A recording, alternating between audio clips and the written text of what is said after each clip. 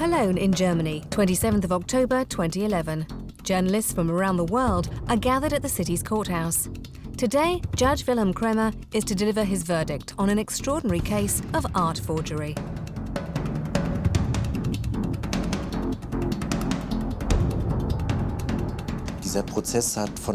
From the start, this trial has had a lot of media coverage. There's been a lot of speculation. This is the trial of Wolfgang Beltracchi, who forged dozens of paintings and sold them around the world. He passed these paintings off as works by major artists such as Fernand Léger or Max Ernst.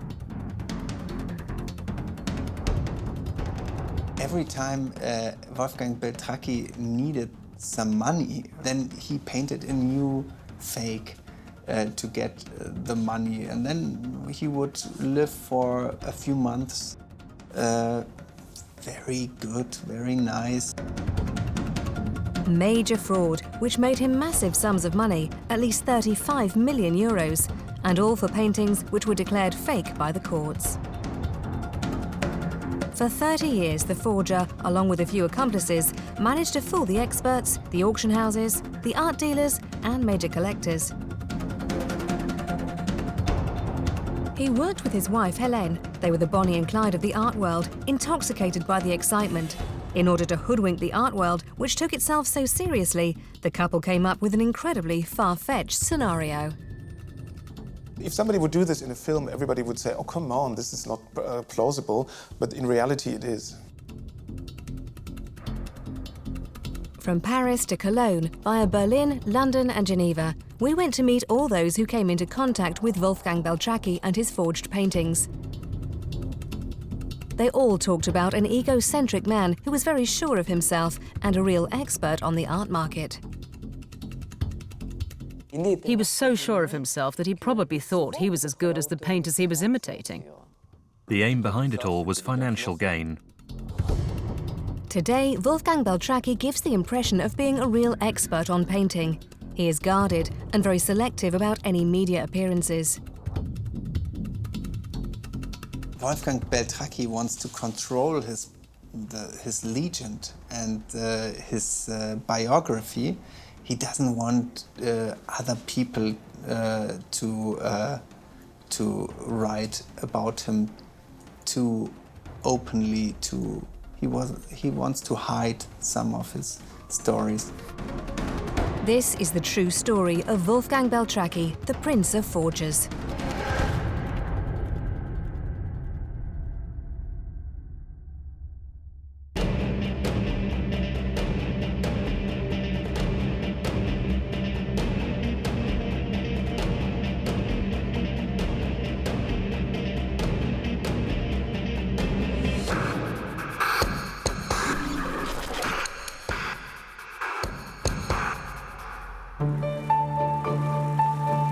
Wolfgang Beltracchi was born Wolfgang Fischer in a Germany that was being completely rebuilt after the war on 4th of February 1951, here in Geilenkirchen, a small town in the north of the country.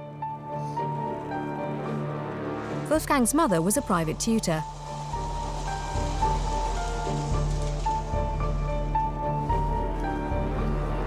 His father, Wilhelm Fischer, had an unusual job which made a lasting impression on the young Wolfgang.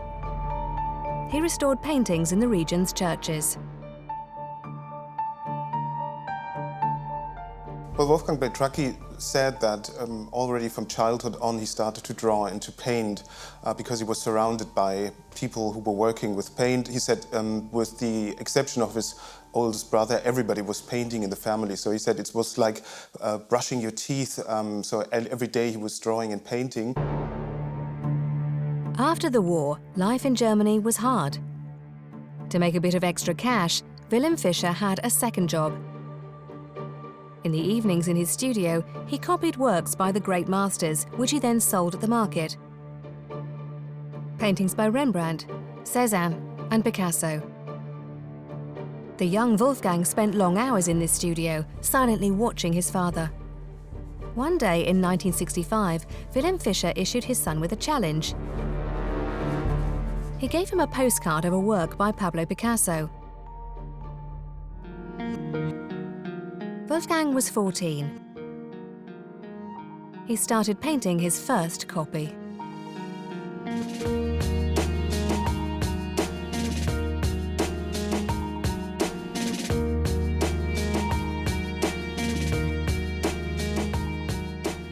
Wolfgang Beltracchi said he copied it in such a good way that he surprised his father, because he even didn't just copy it, but he made it even better. He perfected it in certain details.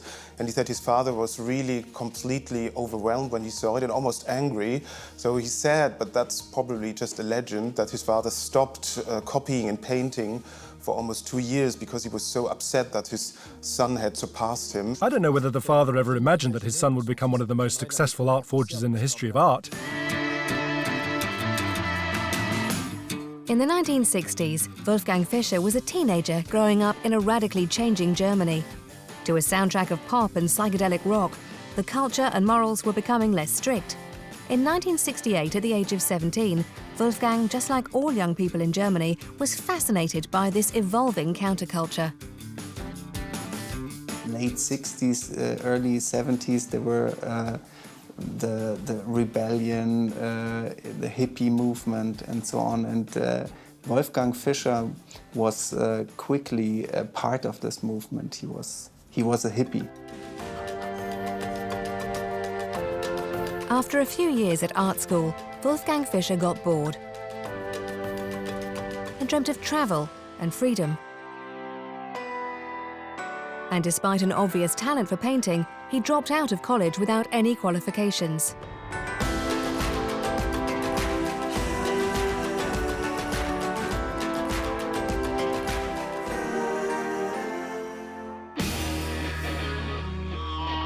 He grew his hair long, and his girlfriend at the time gave him a Harley Davidson, the same as the one Peter Fonda rode in Easy Rider, an iconic film for the hippie generation. For Wolfgang Fischer, that marked the start of a decade of drug-fueled wandering across Europe. Marginal to the last, he took one drug after another.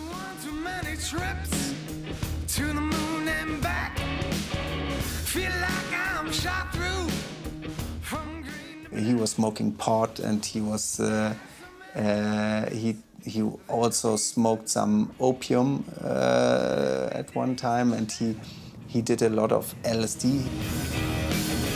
During the 1970s, Wolfgang Fischer lived for a while in Berlin and Paris, and then London, Amsterdam and Mallorca.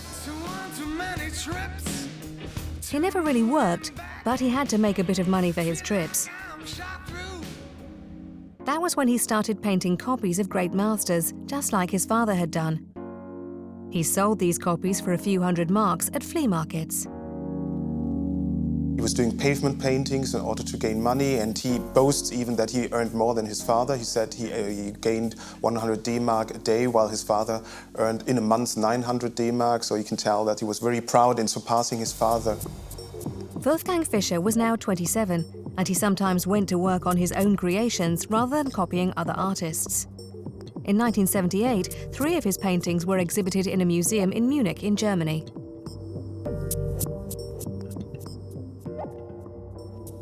These were surrealist paintings, worked in a photorealistic style, acrylic on a canvas.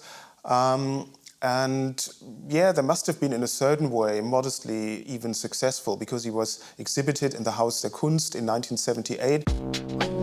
The young painter managed to sell one of his canvases for 15,000 marks, which equates to about 8,000 euros. One gallery even offered him a contract. At that stage, Wolfgang Fischer's life could have taken a different turn, but he refused to sign. He wasn't interested in being an artist. He was lazy and preferred the simple life and traveling to the hard and precarious work of a professional painter. If you're an artist who has to do his art, you usually don't earn a lot of money in the first decades of your career.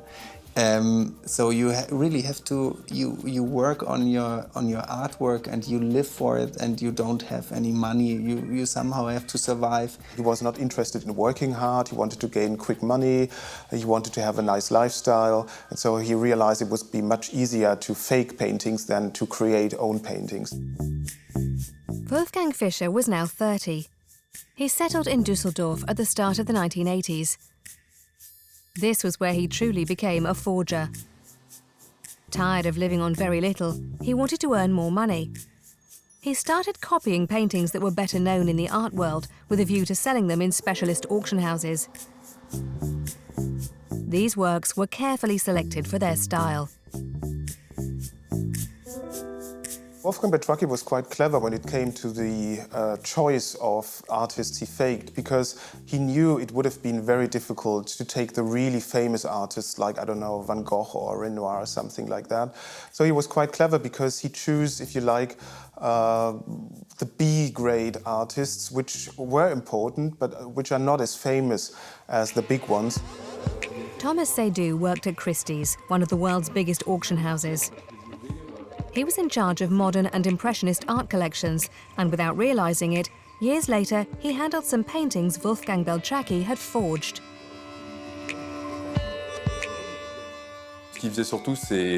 What he did was follow which movements sold well from a commercial point of view, and it's true that Surrealism, German and Austrian art, and Fauvism were three movements which were big sellers when he was working and forging paintings. But it was another idea, a stroke of genius, which allowed Wolfgang Fischer to really begin his career as a forger. Because he knew straight copies of paintings were very risky. So he developed a hitherto unknown technique. He started painting originals, painted in the style of. For that, he used what were known as catalogues raisonnés, which were a sort of comprehensive inventory of an artist's works. And in these catalogues of works by artists, there would be certain paintings which had disappeared and never been photographed. All you had was their title, size, and a simple description. He used a technique which was quite unusual and very clever. He recreated paintings which had been lost but which were known to have existed at some stage.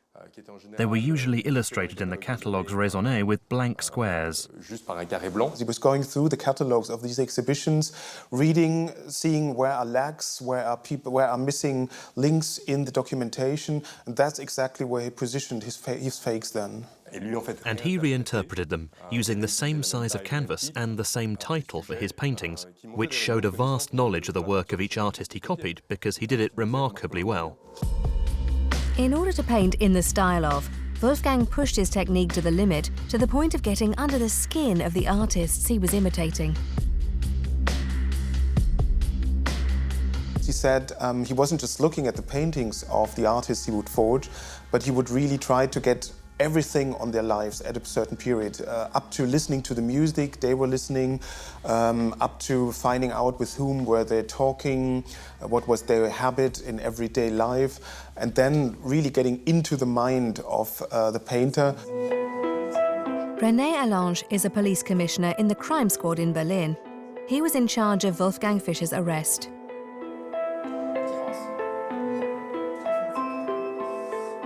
Sich, denke ich, schon mit den Künstlern, die fälschen wollte. He really immersed himself in the work of the artist he was copying. He read a lot about them. He went to various places to soak up the atmosphere and to see the landscapes for himself. Wie das da ausgesehen hat. No other forger had ever shown such inventiveness and imagination in their long-term plan to dupe the market. But once these forgeries had been painted by Wolfgang Fischer, he needed to find a way of selling them on the art market.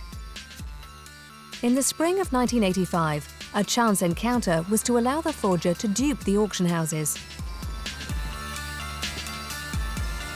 Here, in this cafe in the town of Krefeld, he met the man who was to become one of the key characters in his ruse. Otto Schulte-Kellinghaus. Anyone who met Otto Schulte described him as being, or at least appearing to be, more serious and more rigorous than Wolfgang Beltracchi. Otto Schulte-Kellinghaus was somebody who always wore a hat and a long black coat, and he was a chic, a gentleman.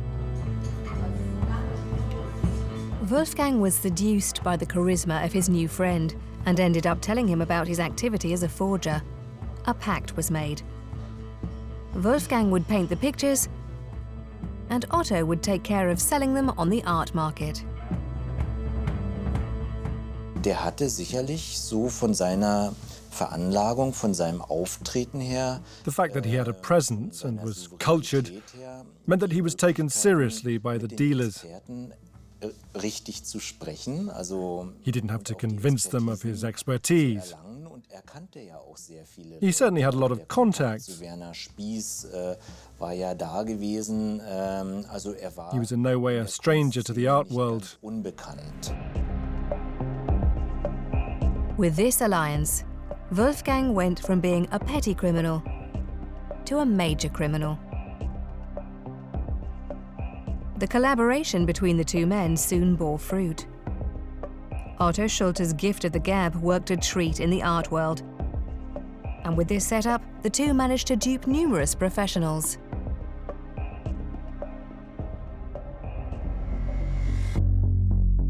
Some of the duo's best sellers were forgeries of paintings by German expressionist Johannes Moltmann, an artist who had fled Nazi Germany in 1938, leaving behind him numerous paintings which have today disappeared and are not known about. Imitating Moltmann's style, Wolfgang Fischer would paint forgeries in his studio, and then Otto would come up with a story to explain their reappearance. The duo shifted a dozen paintings, and the sale prices far exceeded those Fischer had charged at the flea markets. One of the fake Moltmanns made them almost 41,000 euros. The auction houses didn't suspect a thing. The style had been perfectly imitated.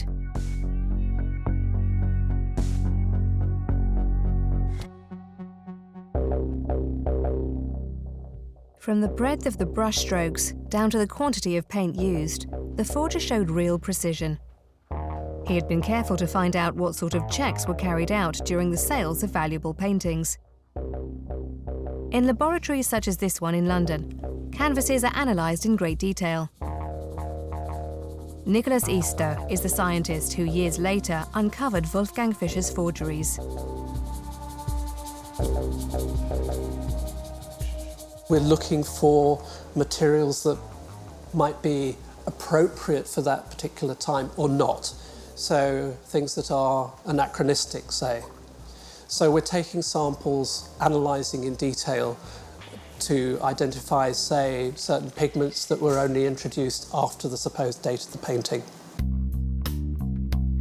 X-rays, carbon dating, tests on the wood, the canvas and the pigments. Everything is scrutinised down to the last detail. To make sure he slipped through the net, Wolfgang Fischer chose his pigments carefully and got hold of very old canvases. He would buy old paintings at flea markets. He would take off the paint from the canvas and then he would paint it with a new painting. Donc il avait le matériel. That way his materials were guaranteed to be from the right era. That meant he could more accurately produce a painting that looked original. And he was incredibly bold when it came to testing how convincing his fakes were. He even sent some of his forgeries to labs, such as this one, to make sure he passed the scientific tests. He's also said that he produced test paintings that he would pass by a couple of laboratories. Anything that came up as being wrong, he would eliminate from his palette. By the end of the 1980s, this was all Wolfgang Fischer did. He painted canvases in waves, according to his financial needs, sometimes several a year, sometimes 10 a month. These paintings weren't yet fetching record sums, but another encounter was to change everything.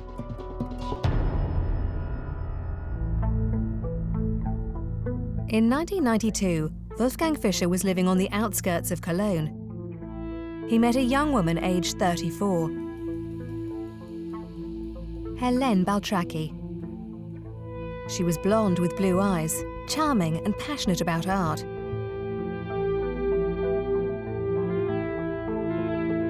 Helene was struck by Wolfgang's charisma and soon fell under his charm.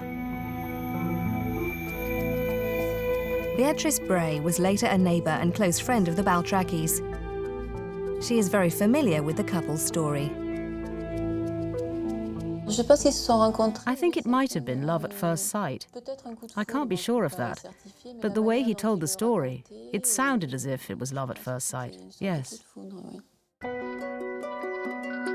In 1993, they got married. Wolfgang Fischer took his wife's surname and became Wolfgang Beltracchi. It was the start of an explosive partnership. They met and fall in love, and they became a love couple that was also like Bonnie and Clyde. A criminal couple. From the start, Helene uncovered her husband's secret. On the walls of his house, she noticed several paintings dating from the start of the 20th century. From early on, he told her that attracted her too. She was attracted by this criminal guy who has the secret. The young bride made a decision to assist her husband in this major art fraud. Between them, they came up with an unthinkable scenario, an inspired idea which was to enable them to sell paintings for millions of euros, a ploy in which they showed no hesitation in exploiting the darkest part of their country's history. In the 1930s in Germany, under the Nazi regime, numerous works of art disappeared.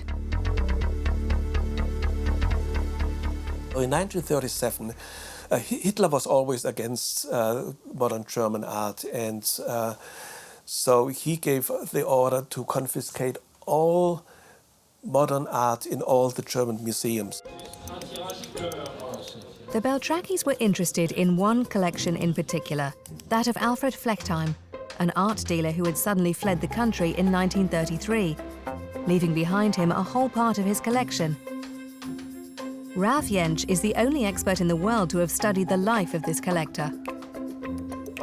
Alfred Flechtheim was not one of the most important art dealers and gallerists in Germany. He was Jewish, and the Germans didn't like Jews. Flechtheim had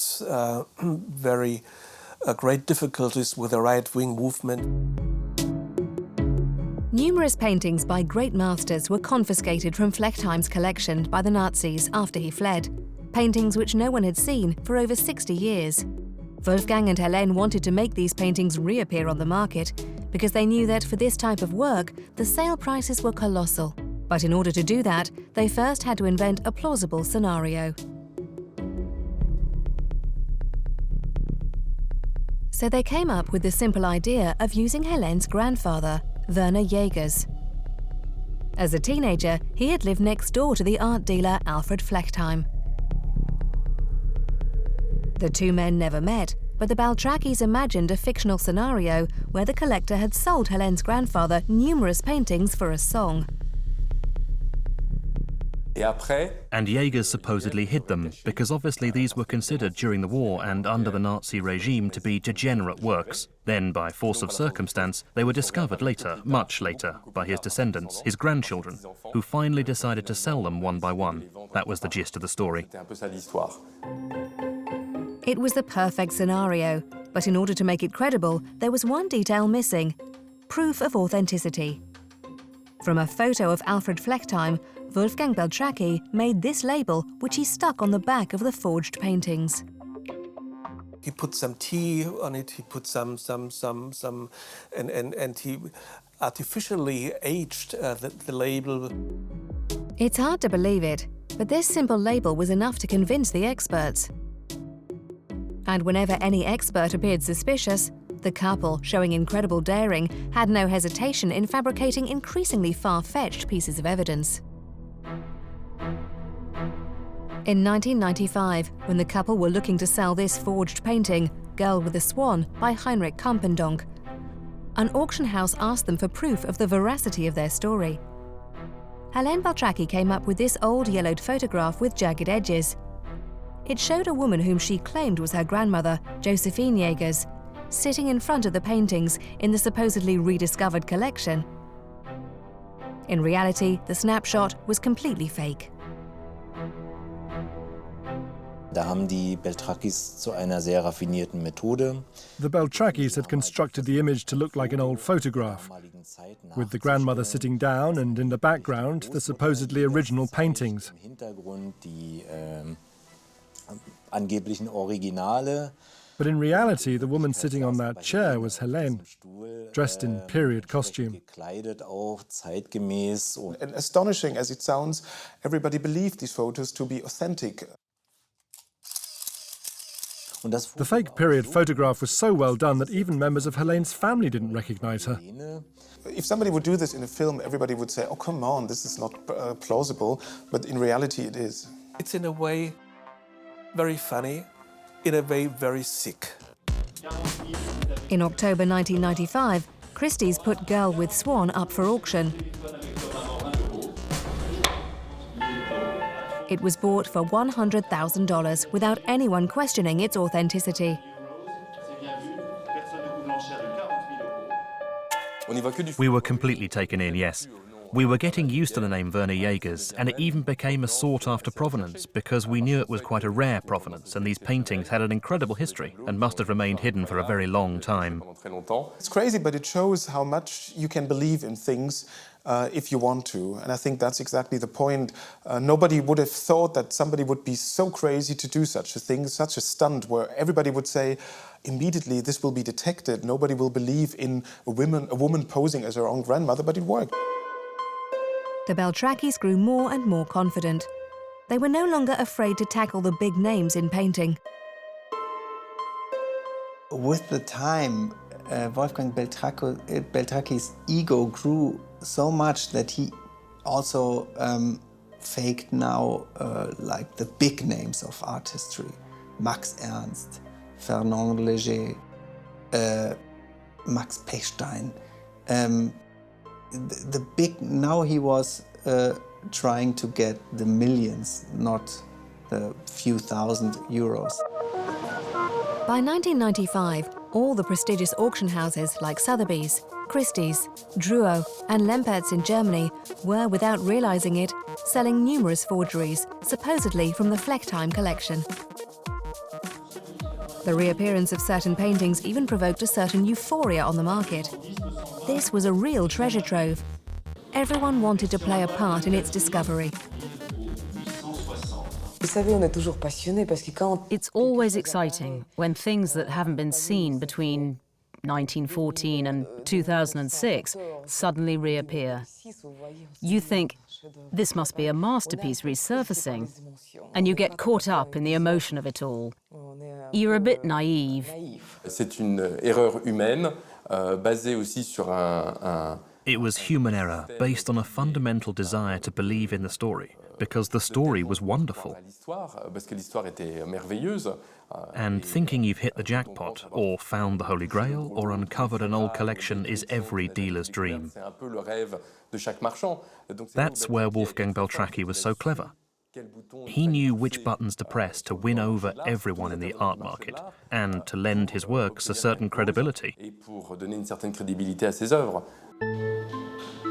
Some of the art historians who were hired to evaluate these forgeries are today being blamed for their lack of vigilance. An expert is an important figure because they were in the very end often decisive if a painting was accepted or not. One of those experts was Werner Spies, a major specialist on Max Ernst and the former director of the Musée National des Arts Modernes at Paris. Werner Spies was considered to be the world expert on Max Ernst. He wrote the catalogue raisonné. He was a leading light in the art world. In total, Werner Spies authenticated 7 works by Max Ernst, which were in reality forgeries by Wolfgang Beltracchi. He added them to the catalogue raisonné and issued certificates of authenticity. the art historian earned a total of 400,000 euros for his expertise. Il a perçu de l'argent sur ces opérations. He was paid a fee for his services. Beltracchi paid him a commission on the first sale of each painting, and that caused problems. There should not be one expert who can tell wrong or right by only looking at a painting. There should be committees of experts who are debating the authenticity of a painting. Despite the precautions they took, in 1998, Wolfgang and Helene Beltracchi came very close to being found out. A collector had doubts about the authenticity of a painting, and the German police set up an inquiry. Wolfgang Beltracchi left Germany when he heard the police was looking for him and so on. The Beltracchis quickly sold their house and set off in their camper van. According to René Allange, the German police officer in charge of the investigation, there was no doubt about it. Wolfgang wanted to flee the country. Hat sich dann, als wir ihn befragen wollten, when we wanted to question him, he must have fled to France. Richtung Frankreich. His version is quite different, but I am convinced that he felt we were on his trail.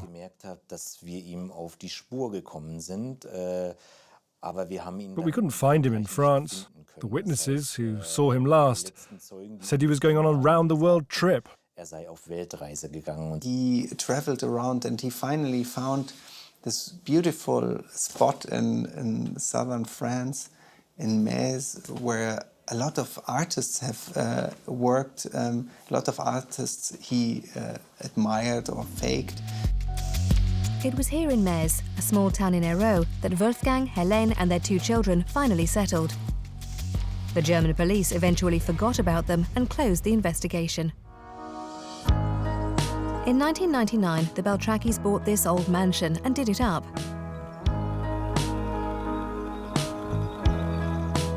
Locals started wondering about their fortune. How did the Beltracchis earn so much money?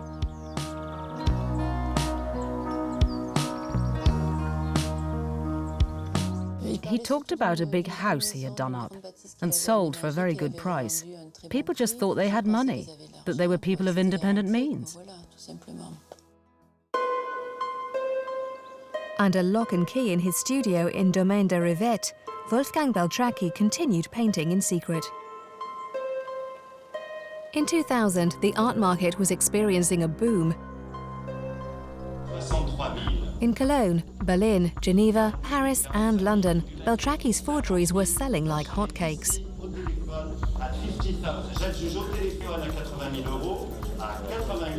Every time Wolfgang Beltracchi needed some money, then he painted a new fake to get the money, and then he would live for a few months very good. This is a fake André Derain depicting the port of Collioure. A gallery bought it for 370,000 euros in 2000.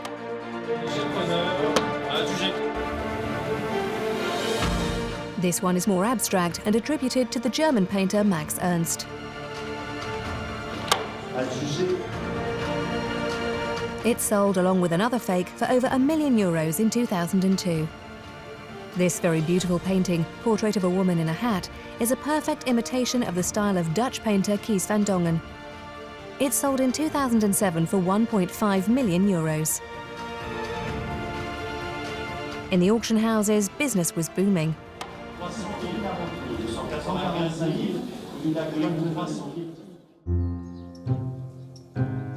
Wolfgang Beltracchi spent the first decade of the century quietly painting his forgeries in the south of France. Thanks to the collaboration of Otto Schulte-Kellinghaus, who still handled their distribution, the paintings were changing hands all over the world. Buyers included rich businessmen and investment funds. But a few celebrities were also duped by the forger.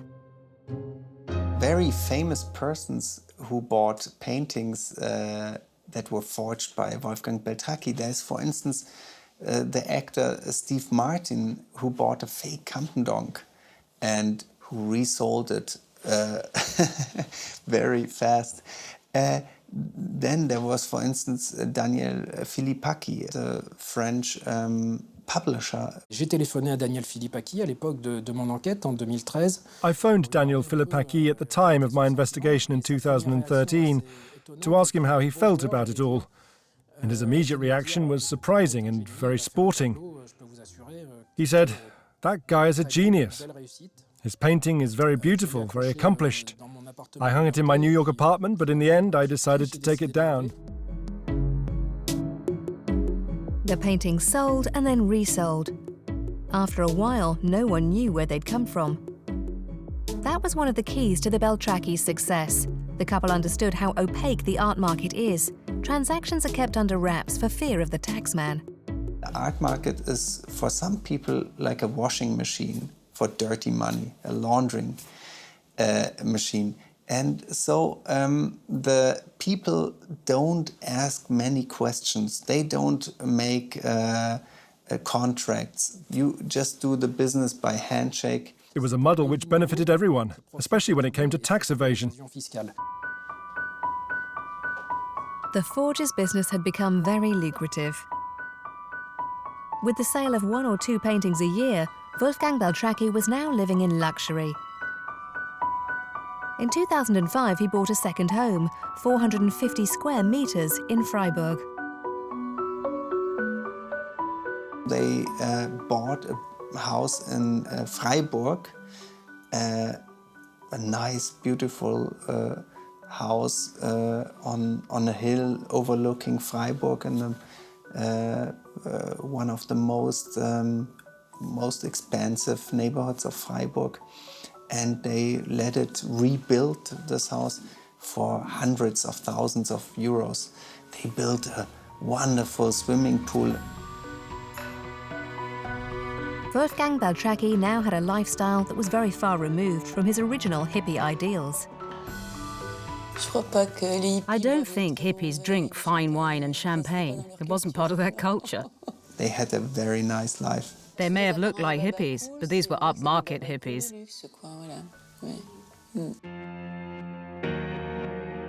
The couple even resorted to cosmetic surgery and treated themselves to facelifts.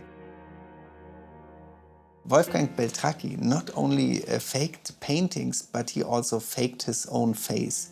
He had a facelifting done, and he even spoke about it to a German magazine back then, and saying it is so nice to have a new young face.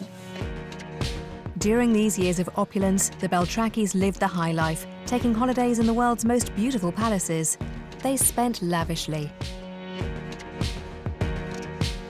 He would travel a lot. He would travel to the nicest hotels in the world. I saw the credit card account of him, and he would stay at the nicest hotels and buy at the nicest boutiques and have a really posh life. Perhaps all this luxury went to his head, but despite his perfectly honed techniques as a forger, Wolfgang Beltracchi was to commit a fatal error. He couldn't stop. The greed was too big, and he thought he's invulnerable.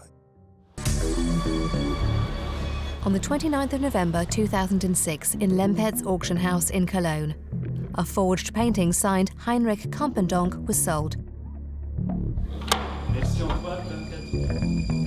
Its title, Red Painting with Horses. The painting went for 2.8 million euros, a record sum for a Campendonk. In reality, it was a forgery painted by Wolfgang Beltracchi. Sofia Komarova is the director of a gallery in Geneva. It was she who triggered the downfall of the greatest forger in history.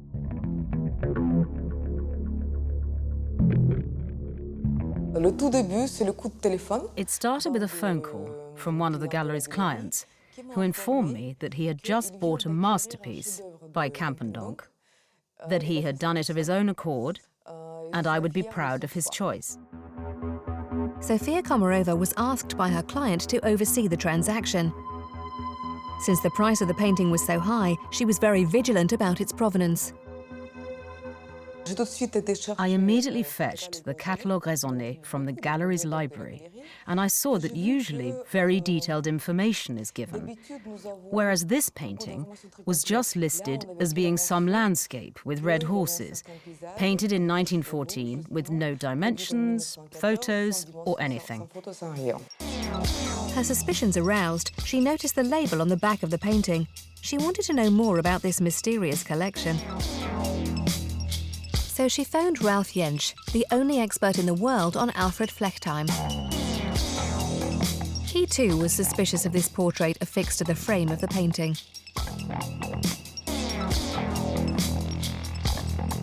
It was awful.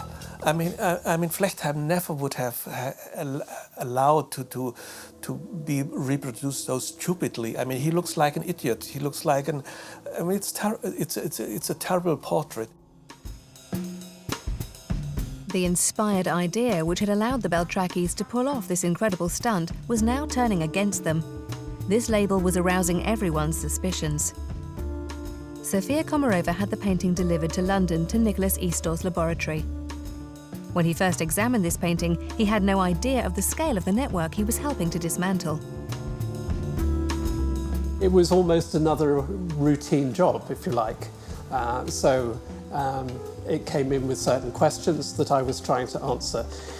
It didn't signal something particularly unusual as far as we're concerned. First, he analysed the label. The results came in thick and fast. The glue used was too recent. It didn't correspond to the date of the painting. And the presence of traces of coffee on the paper were very suspect. They seemed to indicate that an attempt had been made to artificially age the label.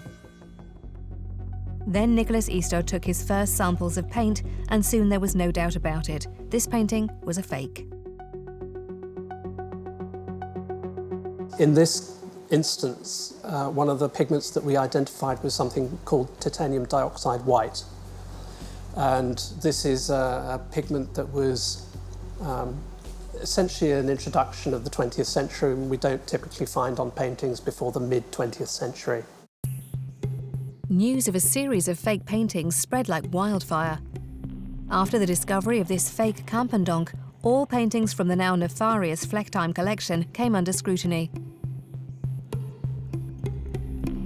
Once you had detected one forgery, suddenly like a sort of a golden, or if you like, red thread, suddenly all these forgeries were lined up on, like a pearl on the strings, and suddenly all these paintings became doubtful. Within a fortnight, the expert Ralph Jentsch had identified and located about 15 fake paintings bearing the Flechtheim label.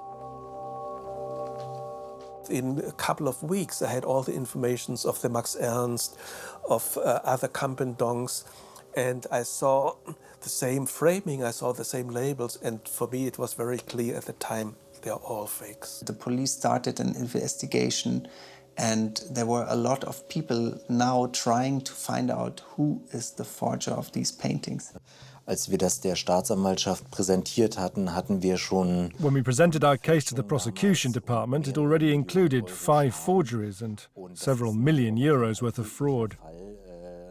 This was not the sort of case to come up every day, so we soon realized that it would take on massive proportions. Sache. The art market was stunned to discover the scale of the scandal. Panic spread through all the major auction houses. There was chaos on the art market. Everyone quickly tried to identify whether there were any other candidates and which other paintings had a similar provenance to see whether they had passed through our hands or not. Everybody was already thinking, oh my God, if this is true, what would that mean? Because it was like a domino play.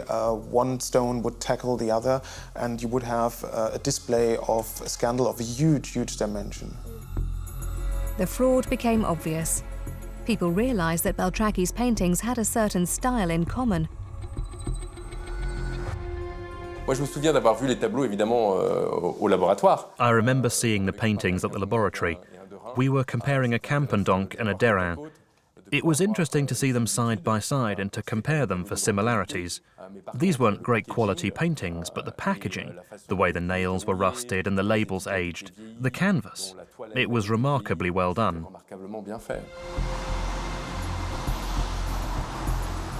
The police gathered together several witnesses. Gradually, they identified the gang of forgers. On the 25th of August 2010, they searched first Otto Schulte-Kellinghaus's house and then the Beltracchi's house in Freiburg. The couple were eventually arrested that same evening in their car.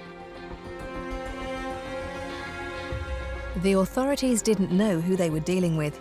They obviously weren't expecting to be dealing with a chic couple in their 60s. So it was a strong-arm arrest with sirens wailing American style. Wir wussten ja gar nicht, mit wem wir es da so richtig zu tun haben. We didn't know who we were dealing with. Mit einem Geländewagen praktisch von diesem Anwesen. Our suspects left their property in a large four-wheel drive car. Und die Kollegen haben dann letztendlich There were 4 people inside and it was raining heavily that day. My colleagues had arrest warrants. The suspects should have handed themselves in, but that clearly wasn't going to happen, so we had to go and bring them in for questioning. Whilst they were awaiting their verdict, the Beltracchis were detained in Cologne.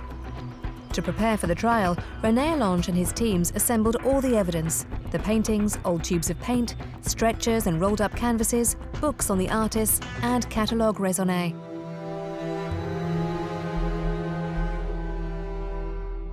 On the 1st of September 2011, the Beltracchi's trial began at the Court of Justice in Cologne. Dieser Prozess hat von Beginn an für eine From the start, the trial got a lot of media coverage. There was a lot of speculation. Le public éprouve en général pour ce type de personnage une forme de sympathie. The general public generally feels some sort of sympathy for this type of character. There is skill involved, even if it's the skill of a forger. He had figured out how to profit from the naivety and greed, or whatever, of people who have a lot of money.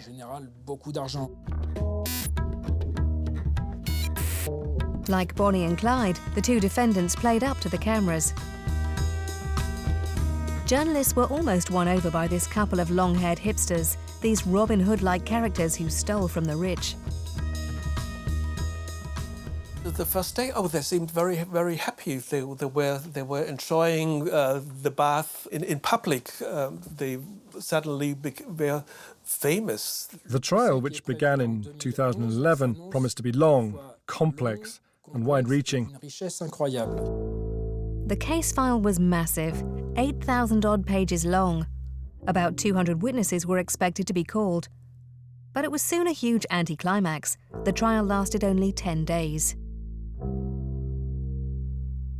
They just had a handful of testimonies being invited, and the case was closed quite quickly because there was a so-called deal between the Beltracchi lawyers and the court. The first day of the trial that he admitted, yes, I painted those 14 paintings. The judge was satisfied with that confession and the verdict was given. Wolfgang and Helene must reimburse the colossal sum of 35 million euros to their victims. They were sentenced to 6 and 4 years respectively in prison. As for Otto, he got 5 years behind bars. As is often the case in Germany, the culprits were only partially incarcerated. They had to stay at the prison at nights, but they and on daytime they could stay at their home and work. Some professionals in the art world seemed quite satisfied with the outcome of the trial. The sooner the case was closed, the sooner it would be forgotten. No one really wants to reveal what goes on behind the scenes in the art market. There were dozens of people in the art world very happy that this trial wasn't going on. Le marché de l'art ne s'est jamais vraiment senti confortable avec. The art market has never felt very comfortable dealing with fakes and forgers. There has never been an open discussion on the subject. I think people are afraid of being ridiculed, or being identified as someone who was taken in by the Beltracchis. Wolfgang and Elaine Beltracchi were released from prison in January 2015. They now live in this house in a residential neighbourhood of Cologne.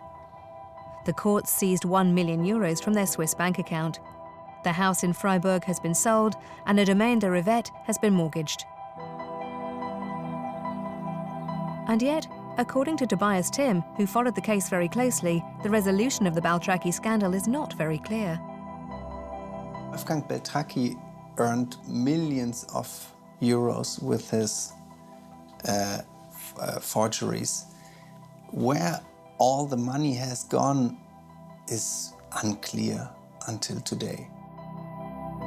To date, over 60 paintings have been uncovered and identified as being forgeries by Wolfgang Beltracchi. Forgeries for which the forger has still never been tried. And he claims to have painted between 200 and 300 fakes over the course of his career.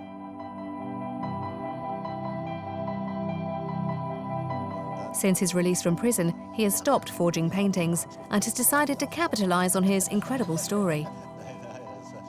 Now famous, he has made numerous TV appearances and is fast becoming a legend.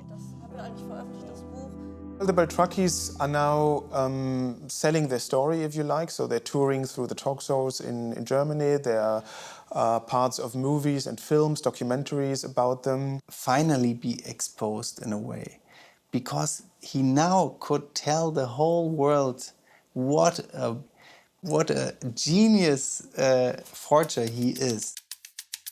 But when it comes to going a bit further and telling the true story, Wolfgang Beltracchi had refused to respond to any communication. We rang the doorbell of his home and studio in Cologne, but no one answered. We approached him on several occasions for an interview, but the couple, their lawyers, and even his publisher refused to grant us one. You are not allowed to use or to show any unauthorized material of our clients. Here in his studio, the artist is now concentrating on his own paintings, which he sells for up to $12,000 apiece. Paintings which have received a somewhat lukewarm response, to say the least. I was really disappointed by what I saw so far, because it even looks weak on a technical scale. He's not at all talented as far as I'm concerned. Nothing has changed. He remains mediocre in his own artistic output. Perhaps that's why Wolfgang Beltracchi refused to let us show his paintings in our documentary. Today he's selective about the appearances he makes and is building his own legend. That of an aging hippie, a talented artist who was simply pleasing himself, never mind the millions of euros he stole along the way.